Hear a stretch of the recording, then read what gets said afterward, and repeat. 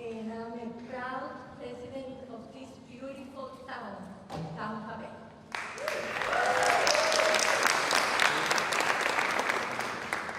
I have worked hard all of my life to provide to my family. I came from Cuba, very young with my daughter, and as a single mother, I raised her.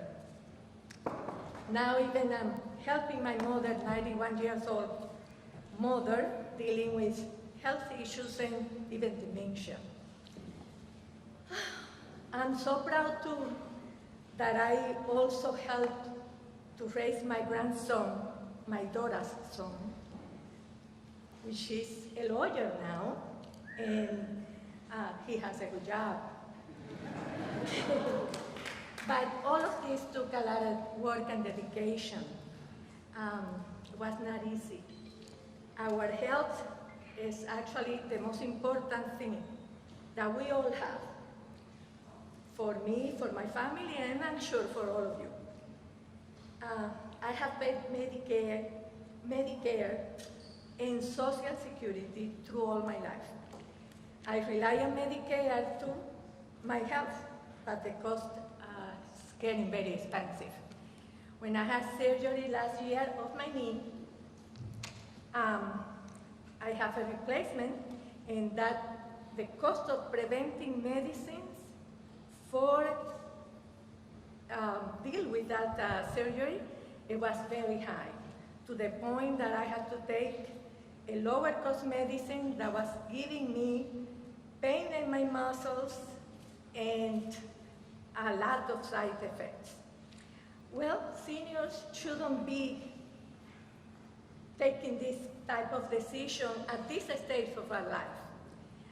So, our president, Biden, is committed to protecting Social Security and Medicare and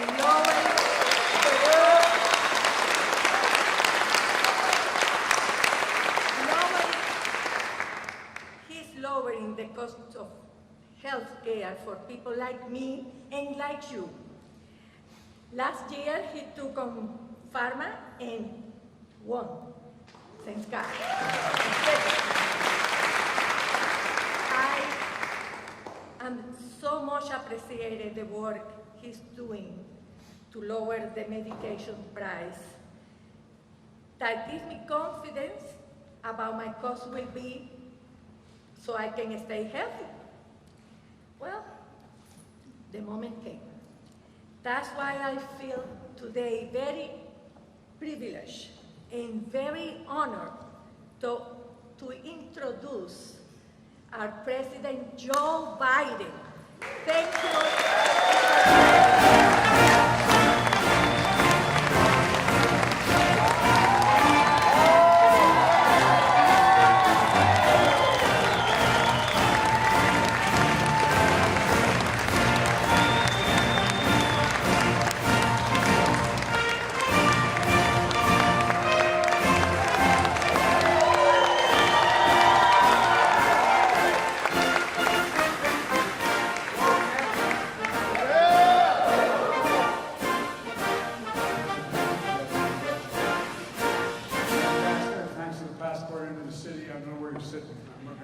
There you are. Thanks for the passport. And I want to also thank the members of Congress here today. Kathy Castor, who represents this district, and Darren Soto, both good friends. And,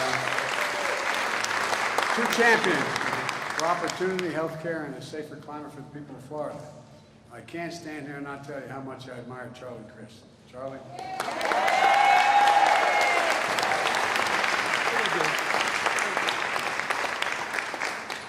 Don't think you're finished. Look, there's so many things we could focus on today at this great university, from education to foreign policy and a whole range of other issues. But earlier this week, I reported on the State of the Union. I said,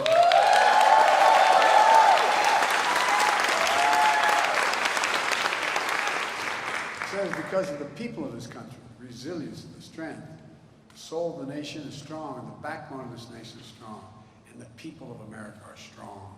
It's never been a good bet to try to count us out. Never, ever, ever. We're often told that Democrats and Republicans can't work together. But as I told my Republican friends on Tuesday, if we could work together the last Congress, and we did, there's no reason we can't work together to get things done as well in this Congress. And Pat Besquet, an old friend of mine, when I was up in the Senate for 270 years, knows I know what I'm talking about on that score. We passed more major pieces of legislation in our first 2 years together, Democrats and Republicans, than any administration in history.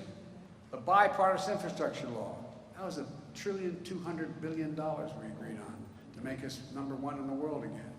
The CHIPS and Science Act, which is causing the investment of $300 billion, $300 billion to build these new fabs, they call them, factories to make chips, which we invented here in America, I might add. The PACT Act, which is to save the families and keep our commitment to all those who found ourselves in this place.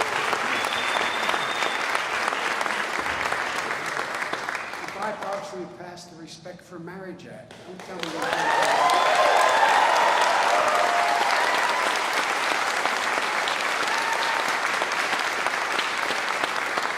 Years ago, I wrote, and there was great consternation over it, but we reauthorized it again, the Violence Against Women Act, the Election Reform Act.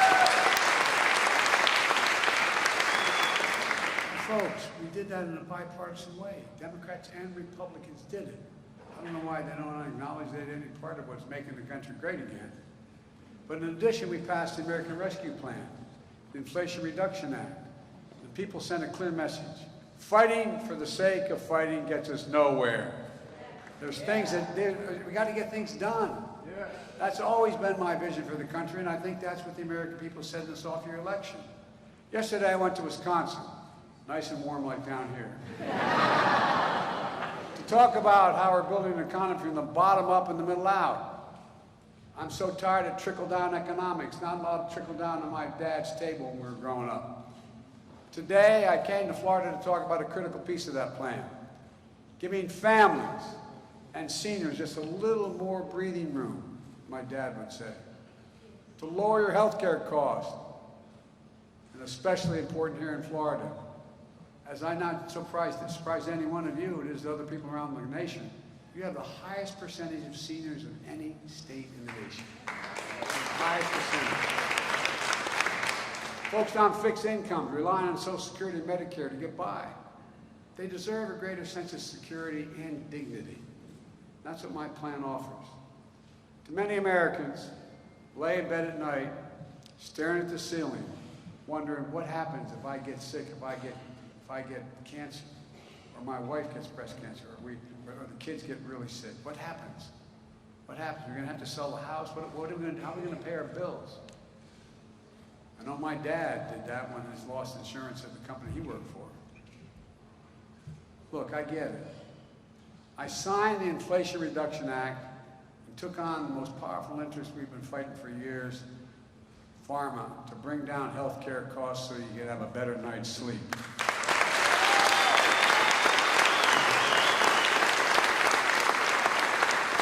Although we passed it in the middle of last summer, and we let people know what was in it, no one saw it because it didn't take effect until January 1st of this year.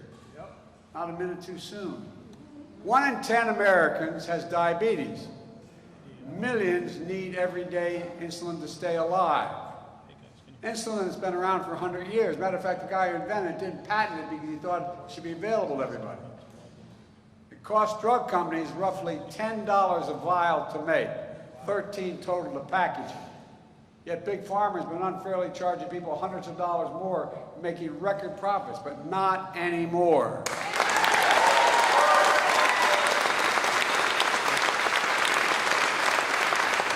It's capped the cost of insulin at $35 for seniors on Medicare.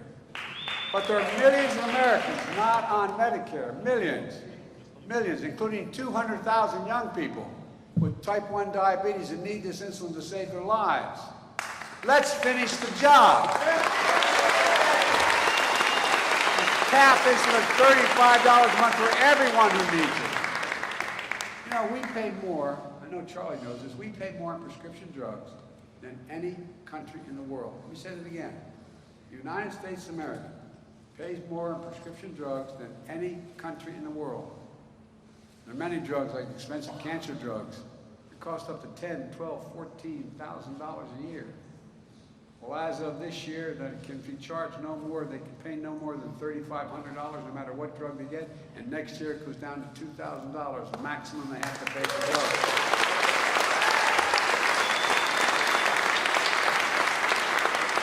No matter how expensive the drug is, the total for the year is only had to be $2,000. And if drug companies raise prices faster than inflation, they'll have to pay Medicare back the difference. Have to pay them back. We'll also make common vaccines like whooping cough and shingles and free from instead of $100 to $200 a shot. They're free for all of them. And we're finally giving Medicare the power to negotiate drug prices. We're trying to do this for years. And by the way, just hold for a second. One of the things a lot of you know, we're in the military, we're able to, at the VA, they can negotiate the price they're going to pay for the drugs that soldiers and sailors and airmen, et cetera, need. But Big Pharma, up to now, has always stopped our ability to negotiate with them. Well, they're the only, by the way, the only group in the world we can't negotiate with. We couldn't negotiate. But we finally got it done. Bringing down prescription drug costs doesn't just save seniors money. Cut the federal budget by hundreds of billions of dollars. Not a joke. Because instead of paying $400, they're going to pay $35 for it. That's the government's cost. So this also brings down the deficit. You guys have to stand the whole time I'm standing. Why don't you bring us some extra chairs here, for real? Do we have chairs out there? That's not right. Sure, I know you can do it, but all right. If you want to come up on stage, you can do that too if you want to. Look, this is pretty basic. This is pretty basic. When I meet with the new Republican leadership, they say they're not going to raise taxes on anybody at all, and they're not going to do that. They're just going to cut. I said, what would you cut? I said, I'll start off with you. If you don't stop trying to do away with the legislation I did to hold Big Pharma accountable, I'm going to cut by hundreds of billions of dollars a day. And they looked at me like, what the hell is he talking about? Well, guess what? You pay that cost. Republicans and Republican senators and congressmen, and there are a lot of good ones, are still threatening to repeal the Inflation Reduction Act, which contains this legislation. Republicans in Congress have their way. The power we just gave Medicare to negotiate lower prescription drug prices goes away. A $2,000 cap next year in prescription drug goes away. The $35 a month insulin limitation goes away. And by the way, I was able to get enacted an $800 a year in savings for Americans to get their health insurance under the Affordable Care Act. But guess what? They want that to go away too. They've been trying to get rid of the Affordable Care Act for years, and millions of people are on it. If Republicans repeal the Inflation Reduction Act, we'll lose that $800 as well. And all the people who get their health care through the Affordable Care Act, 20% of all the people who get their health care through the Affordable Care Act live in Florida. 20%. And by the way, that's 3.2 million people. They're still trying to take it away.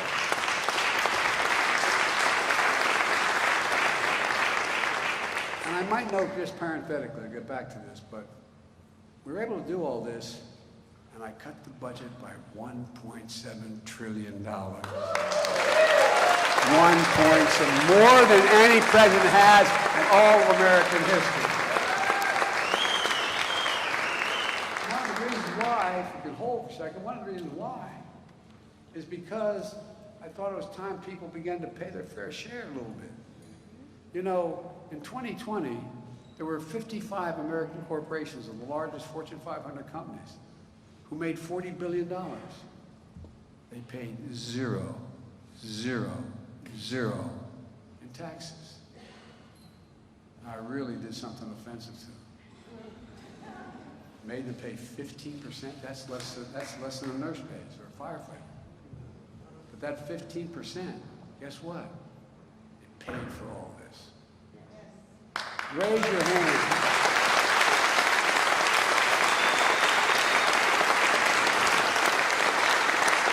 I made a commitment when I got elected, I'm going to keep it, I kept it, I'm going to keep it. No one making less than $400,000 will pay an additional penny in tax. Not one single solitary cent.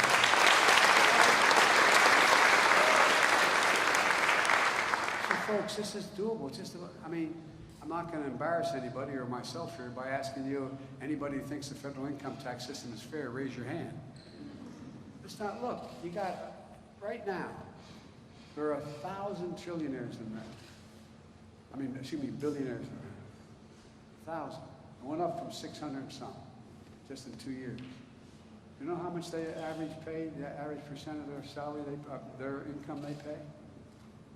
3%. 3. Well, less than the police officers I met a little bit earlier. Well, folks, look, make no mistake about it. If they try to raise the cost of prescription drugs or abolish the Affordable Care Act, I will veto it.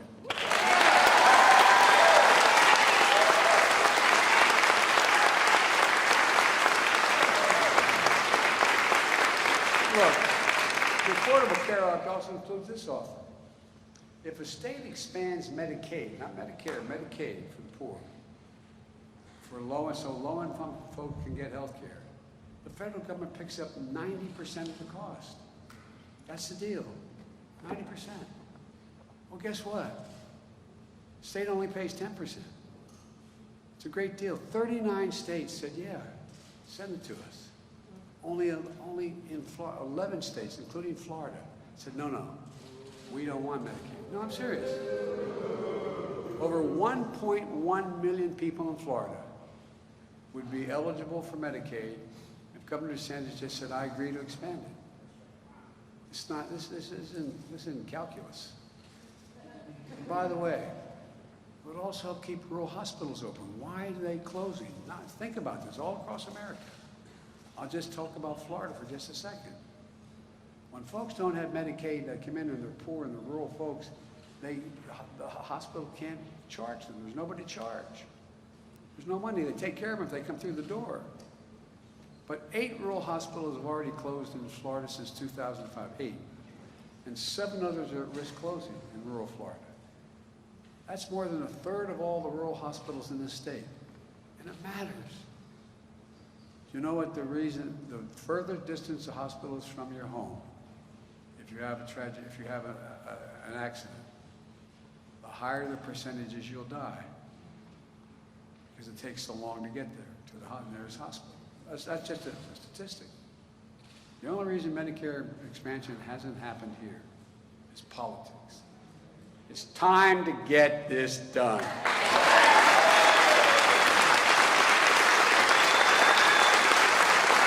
It really is. And if you've done it, you've been elected.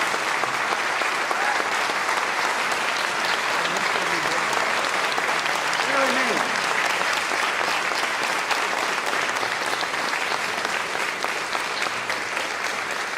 I really don't get it. It's not like you're the poor state of the union. Look, now you may have seen, we had a little bit of a spirit debate at the State of the Union.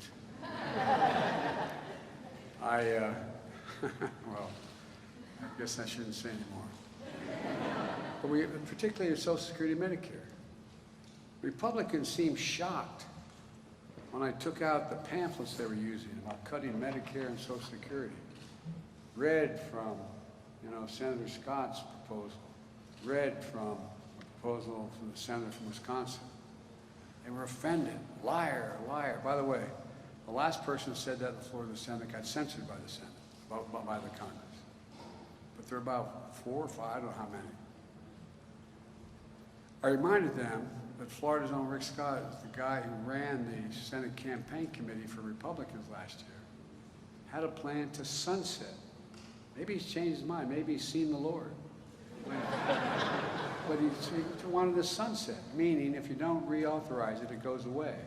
Sunset Social Security and Medicare every 5 years. Now, it's not likely to get voted out, but I'll tell you what, it's likely it got cut drastically if you had to do it every 5 years. The very idea, the senator from Florida wants to put Social Security and Medicare in the chopping block every 5 years, I find to be somewhat outrageous. So outrageous that you might not even believe it. But it's what he said. I won't do it again, but well, I will. 12-point American Rescue Plan. One of the points, all federal legislation sunsets every 5 years. The law is worth keeping. The Congress can pass it all over. Look, if it doesn't get reauthorized, it goes out of existence. If Congress wants it, they got to keep it, and they got to vote on the same thing. And then, in case there was any doubt, just yesterday, he confirmed that he still likes his proposal. Well, I guarantee you, it will not happen. I will veto it. I'll defend Social Security.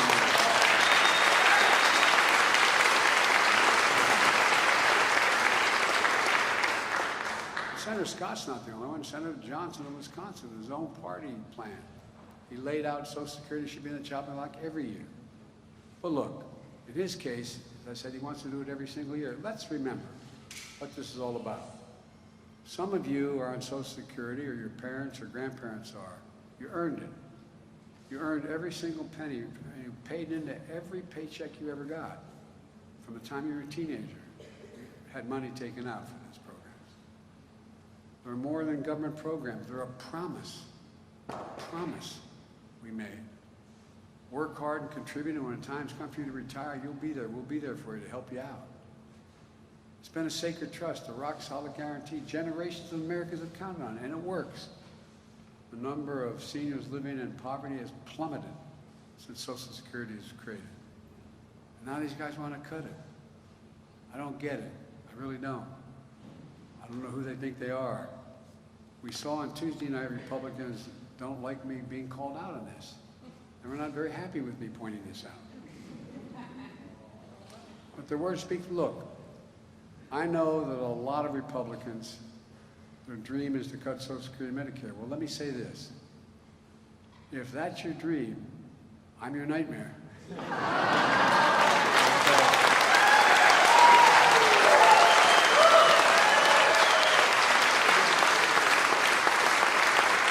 By the way, that may be redundant. I think they already think I am. But if anyone tries to cut Social Security, we're going to stop it. If anyone tries to cut Medicare, we're going to stop it. And look, when I called Republicans out of this on the State of the Union, it sounded and they started yelling liar, not all, but started yelling liar, liar. And I said, that means you all are for keeping Social Security? They all stood up and said, yeah. I said, well, we got a deal.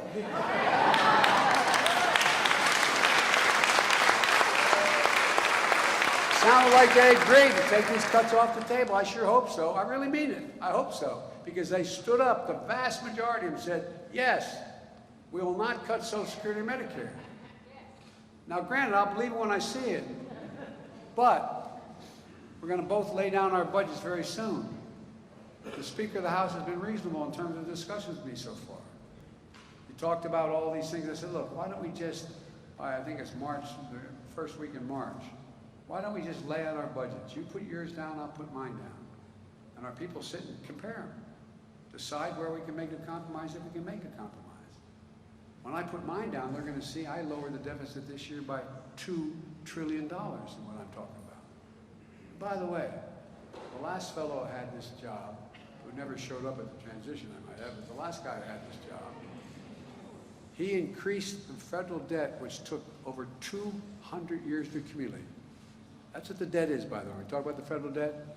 It's every penny owed since the inception of this nation and the interest rates that follow. Okay, that's what it is. Just in 4 years, he added to that federal debt of over 200 years by 25%. And by the way, he had a $2 trillion tax cut. The vast majority went to the super wealthy. Guess what? Didn't pay for a single solitary cent of it. I will not cut a single Social Security or Medicare benefit. In fact, I'm going to extend the Medicare Trust Fund for at least 2 decades. I will not raise taxes on anyone making over 400,000 grand. I'll pay for all my proposals by making the wealthy and big corporations pay just a little bit more. Like I said, you think a trillionaire should be staying at 3%? Look, I'm a capitalist. if you can make $1 million or $1 billion, I said trillion, if you make $1 billion or $1 million, God love you. But just pay something. No, I mean it sincerely. Just pay something. Capitalism without competition is exploitation. Some Republicans in Congress even threatened to have America default on its debt for the first time in American history if we don't agree to the cuts they want, or don't agree to any, and they will not agree to any tax increases on anything. Well, Democrats have never, ever done that. Our national debt is accumulated well over 200 years. We haven't missed a payment ever in America. Why in God's name would we give up the progress we made for the chaos they're suggesting? This nation has gone through too much. We've come too far to let that happen. And I won't, and I don't think you will either, at least not on my watch. Let me close with this. Just look at what we've done over the last 2 years. 12 million new jobs created. More jobs created in 2 years than any time in American history. More than that.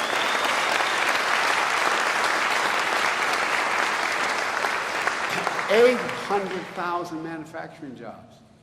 Where in God's name is it written that we can't lead the world in manufacturing again like we used to? The lowest unemployment rate in 50 years. Inflation coming down 6 months in a row with more to go.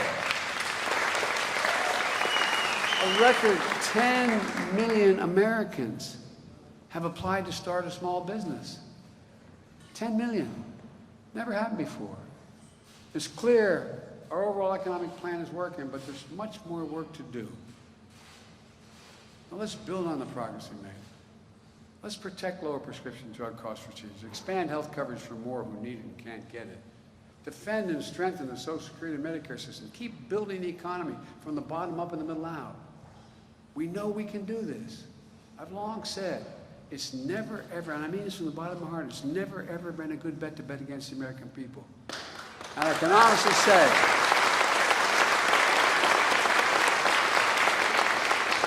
we've got a lot more to do, but I've never been more optimistic about America's future. Just remember who we are, for God's sake. We're the United States of America.